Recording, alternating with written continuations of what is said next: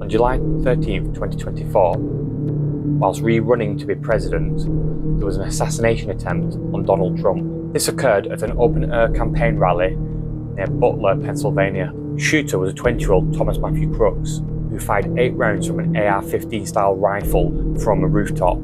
Fortunately, Donald Trump was just turning round when a bullet scraped by his ear. However, one audience member was struck and killed, a firefighter called Corey Competore, and 2 others were critically injured. A member of the Butler County Emergency Services shot at him and hit his rifle. Approximately 12 seconds later, Crooks was shot and killed by a counter-sniper working for the Secret Service. President Trump scrambled to the floor with a bullet just missing his head.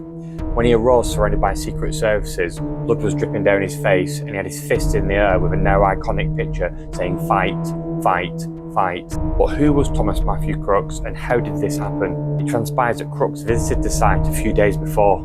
It's also noted on July the 12th, Crooks went practicing shooting at a rifle range. President Trump would arrive on stage at approximately 6 p.m. that evening. However, 90 minutes prior, the Secret Service was already suspicious and alarmed by Crooks' actions. A counter-sniper had seen him scoping out the rooftop. Images would text around law enforcement. Other officers attempted to make visual contact with him. Approximately 6:06, Crooks scales an air conditioning unit onto the roof. There was a slant on the roof that Crooks was on. This allowed him to remain unseen by the snipers covering that area. And at 11 minutes past 6, Crooks opened fire. But what was Crooks' motive? The gun was bought legally. There was no history of mental illness, there was no criminal record, and he was also a registered Republican. He even donated $15 to a voter turnout group. The FBI Deputy Director described Crooks' activity on social network services, anti-Semitic, anti-immigration, extreme, and advocated political violence. Also on his internet activity, it was found that he looked at prior shootings, including the Oxford High School shooting. Ultimately, with Crooks being instantly killed by the counter-sniper, we'll never fully know the true motive.